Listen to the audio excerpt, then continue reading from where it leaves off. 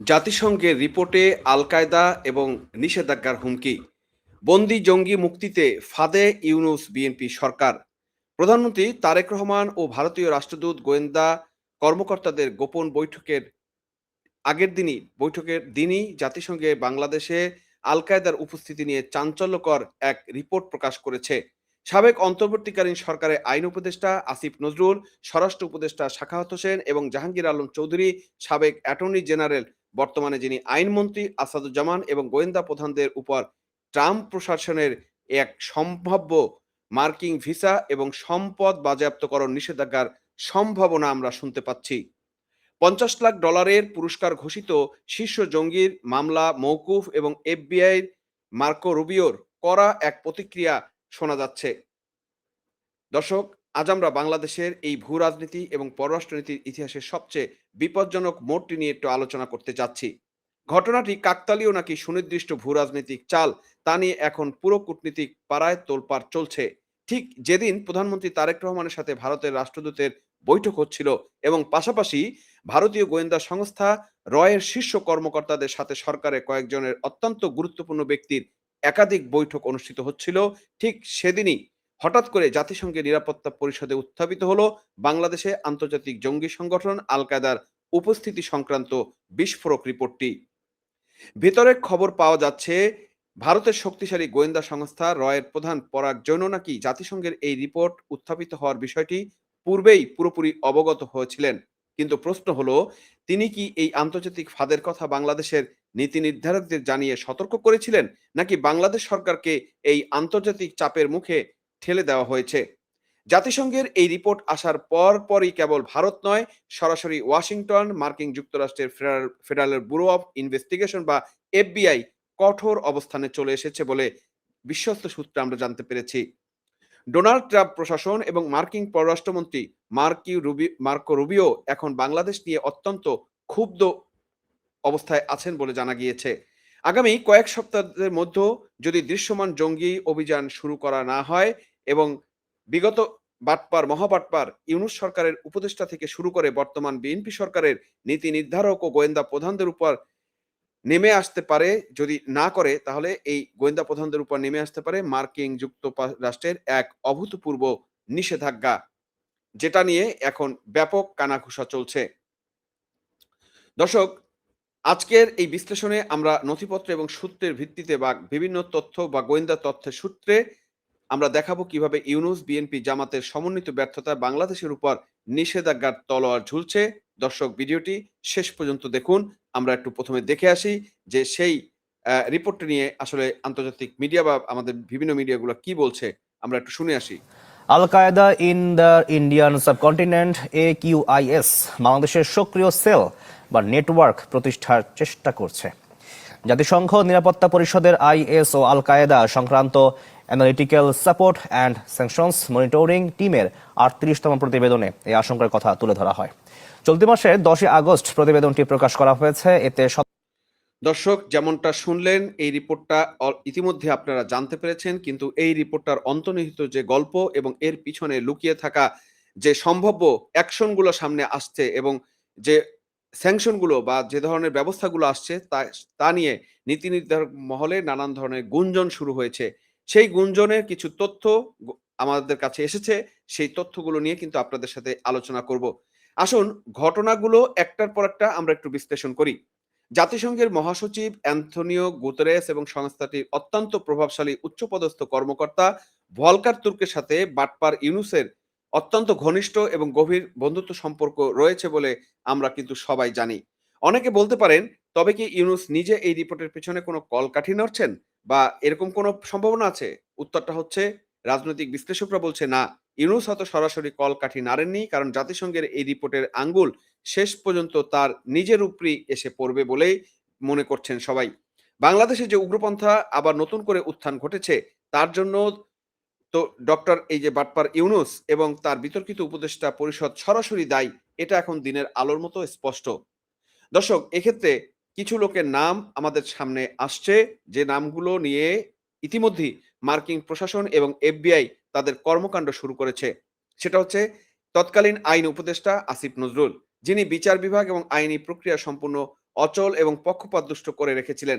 ২ নম্বর ব্যক্তি যেটি হচ্ছে স্বরাষ্ট্র উপদেষ্টা তখনকার সময় brigadier general M Sakhawat Hossain এবং পরবর্তীতে যে জাহাঙ্গীর আলম ছিল, লেফটেন্যান্ট জেনারেল জাহাঙ্গীর আলম তার, তার যার নিরাপত্তা আমলে নিরাপত্তা এবং গোয়েন্দা নেটওয়ার্ক পুরোপুরি ভেঙে পড়েছিল এই যে সাখাওয়াতের আমলে।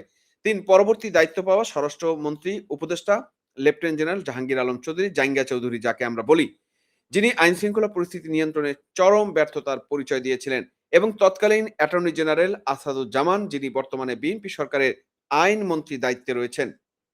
এতে সমন্বিত নীতিহীন সিদ্ধান্ত ও দুর্বলতার কারণে ২৪-এর ৫ই আগস্টের পর দেশের কারাগারগুলো থেকে চিহ্নিত এবং সাজাপ্রাপ্ত শত শত জঙ্গি পালিয়ে যাওয়ার সুযোগ পেয়েছিল।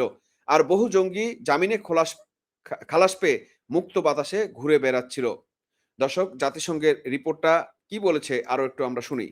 সদস্য রাষ্ট্রগুলো সাম্প্রতিক কিছু ঘটনা মূল্যায়ন করে ২০২৫ সালের ১৬ই ডিসেম্বর থেকে চলতি বছরের ৯ জুন পর্যন্ত সময়কার পরিস্থিতি তুলে ধরেছে। প্রতিবেদনটিতে ২০২৫ সালের নভেম্বরে দিল্লির লাল কেল্লায় হামলার ঘটনা উল্লেখ করা হয়েছে। গত বছরের নভেম্বরের দর্শক, এটা আপনারা শুনলেন, লালকেল্লা যে হামলা, সেটাতে আমরা আগের কন্টেন্টও এটা বলেছি যে লালকেল্লা হামলায় আল কায়দা জড়িত এবং এখানে শুধু হামলায় জড়িত না, তারা একটা বিষাক্ত গ্যাস জাতীয় একটা পদার্থ উৎপাদন করেছে বা বানিয়েছে, যেটা তাদের হস্তগত হয়েছে ইতিমধ্যে আমরা জানতে পেরেছি। এটা একটা ভয়ঙ্কর বিষয়। কি বলে আরেকটু শুনি। ওই হামলার জন্য আনুষ্ঠানিকভাবে সংগঠনটিকে দায়ী করা হয়। আর এ প্রসঙ্গে বর্ণনার এক পর্যায়ে বাংলাদেশেও AQIS এর সেল বা ছোট সাংগঠনিক ইউনিট প্রতিষ্ঠার চেষ্টা নিয়ে উদ্বেগ প্রকাশ করা হয়েছে। দর্শক, আপনারা শুনলেন এই যখন অবস্থা এবং উদ্বেগ প্রকাশ করা আছে, এখন আসা যাক এই নাটকের সবচেয়ে ভয়ঙ্কর এবং স্পর্শকাতর অধ্যায়, যা সরাসরি ওয়াশিংটনকে খেপিয়ে তুলেছে। গত কয়েক সপ্তাহ ধরে ঢাকাস্থ মার্কিন দূতাবাস ও ওয়াশিংটনের নীতি নির্ধারকরা এক চাঞ্চল্যকর ঘটনার উপর কড়া নজর রাখছিলেন। মার্কিন পররাষ্ট্র দপ্তর বা স্টেট ডিপার্টমেন্ট কর্তৃক $৫০ লাখ পুরস্কার ঘোষিত এক জঙ্গি, যার সাথে আল কায়দার সরাসরি অর্থায়ন ও যোগাযোগের সুনির্দিষ্ট অভিযোগ রয়েছে, তার বিরুদ্ধে থাকা সমস্ত মামলা প্রত্যাহার এবং দণ্ড মওকুফের জোর তৎপরতা শুরু করেছে প্রশাসন। দর্শক, চিন্তা করেন কত বড় দুঃসাহস! এই জঙ্গির বিরুদ্ধে একজন মার্কিন নাগরিককে নৃশংসভাবে হত্যা করার প্রত্যক্ষ অভিযোগ রয়েছে। যে মার্কিন নাগরিকে রক্তের দাগ ওই জঙ্গির হাতে লেগে আছে এবং যাকে ধরতে আমেরিকা $৫০ লাখ বাউন্টি ঘোষণা করে রেখেছিল, তাকে খালাস দেওয়ার জন্য আইনি ফাঁকফোকর তৈরি করা হচ্ছে।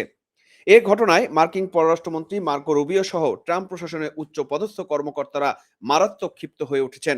ওয়াশিংটনের নির্ভরযোগ্য সূত্র দাবি করছে, মার্কিন নাগরিক হত্যায় অভিযুক্ত জঙ্গিকে মুক্তি দেওয়ার প্রক্রিয়ায় যারা জড়িত তাদের কাউকে ছাড় দেওয়া হবে না। মার্কিন প্রশাসন বিষয়টিকে দেশের জাতীয় নিরাপত্তার সরাসরি লঙ্ঘন হিসাবে গণ্য করছেন। ওয়াশিংটন কি ধরনের কঠোর ব্যবস্থা নিতে যাচ্ছে, একটা আমাদের সূত্র নিশ্চিত করছে মার্কিন যুক্তরাষ্ট্র এবার আর কেবল বিবৃতি দিয়ে ক্ষান্ত থাকবে না। ২৪-এর ৫ই আগস্টের পর থেকে জেল থেকে জঙ্গি পালিয়ে যাওয়া এবং বর্তমানে তাদের মামলা প্রত্যাহার ও জামিন মুক্তি দেওয়ার সাথে জড়িত প্রতিটি কর্মকর্তার বিরুদ্ধে ট্রাম্প প্রশাসন শাস্তিমূলক ব্যবস্থা নিতে যাচ্ছে। কারা হচ্ছেন সেই টার্গেটে? তৎকালীন আইন উপদেষ্টা আসিফ নজরুল, ২ সাবেক উপদেষ্টা, স্বরাষ্ট্র উপদেষ্টা এম সাখাওয়াত হোসেন এবং জাহাঙ্গীর আলম চৌধুরী, সাবেক অ্যাটর্নি জেনারেল বর্তমান আইনমন্ত্রী আসাদুজ্জামান এবং এই প্রক্রিয়ার বাস্তবায়নে চোখ বন্ধ করে রাখা একাধিক গোয়েন্দা সংস্থার প্রধানগণ। ওয়াশিংটনের চূড়ান্ত বার্তা হলো, যদি নিষেধাজ্ঞা জারি হয়ে যায় তবে সংশ্লিষ্ট ব্যক্তি এবং তাদের পরিবারের সদস্যদের উপর স্থায়ী মার্কিন ভিসা নিষেধাজ্ঞা দেওয়া হবে। শুধু তাই নয়, যুক্তরাষ্ট্র যদি তাদের পরিবারের কোনো ধরনের ব্যাংক হিসাব, স্থাবর বা অস্থাবর সম্পত্তি থাকে যুক্তরাষ্ট্রে, তা তাৎক্ষণিকভাবে বাজেয়াপ্ত করা হবে বলেই বিশ্বস্ত সূত্রটা আমাদেরকে জানিয়েছে। ঢাকাস্থ মার্কিন দূতাবাস ইতিমধ্যে এ সংক্রান্ত যাবতীয় তথ্য এবং নথিপত্র সংগ্রহ করে সরাসরি স্টেট ডিপার্টমেন্টের টেবিলে জমা দিচ্ছে। এটি এখন কেবল সময়ের ব্যাপার মাত্র যে এই নিষেধাজ্ঞাটা আসা। জাতিসংঘের নিরাপত্তা পরিষদের রিপোর্ট এবং যুক্তরাষ্ট্রের এই হুমকির প্রেক্ষাপটে এখন বিএনপি সরকারের উপর মহা পাহাড়সম চাপ এসে পড়েছে। ওয়াশিংটন স্পষ্ট জানিয়ে দিয়েছে, আগামী কয়েক সপ্তাহের মধ্যে যদি বিএনপি সরকার সারা দেশে দৃশ্যমান, কার্যকর এবং কঠোর জঙ্গি বিরোধী অভিযান শুরু না করে, তবে চরম পরিণতি ভোগ করতে হবে। কারণ ওয়াশিংটনের যে গোয়েন্দা তথ্য সেটা থেকে বলছে, জেল থেকে পালানো এবং জামিনে মুক্ত হওয়া আন্তর্জাতিক জঙ্গি সেলের সদস্যরা নতুন করে সংগঠিত হচ্ছে। দেশে যদি ক্রমাগত শক্তিশালী পাইপ বোমা, প্রেসার কুকার বোমার মতো নাশকতামূলক ঘটনা ঘটতে শুরু করে, তবে ট্রাম্প প্রশাসন কোনো অজুহাত কারো কাছে শুনবে না। তারা সরাসরি নিষেধাজ্ঞা জারি করে বাংলাদেশকে একটি প্যারিয়া রাষ্ট্রে বা ঝুঁকিপূর্ণ দেশের তালিকায় ফেলে দিবে।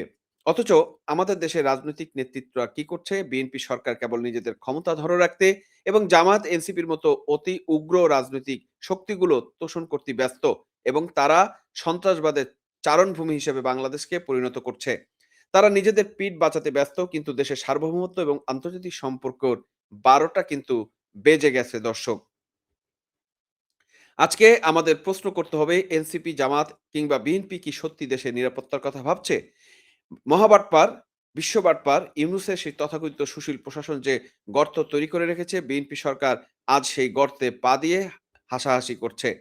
তারা দেশের বিচার ব্যবস্থা এবং আইন শৃঙ্খলা বাহিনীকে রাজনীতিমুক্ত করার বদলে জঙ্গিদের আইনি সুরক্ষা দেওয়ার খেলায় নেমেছে। মার্কিন নাগরিক হত্যার আসামি, $৫০ লাখ বাউন্টি থাকা আল কায়দার সহযোগীর মামলা মওকুফ করে তারা ওয়াশিংটনকে বার্তা দিতে চেয়েছিল যে তারা যা ইচ্ছা তাই করতে পারে। কিন্তু ট্রাম্প প্রশাসনের পররাষ্ট্রমন্ত্রী মার্কো রুবিও এ সব সহ্য করবেন না বলে তিনি হয়তো স্পষ্ট বার্তা দিয়ে দিয়েছেন।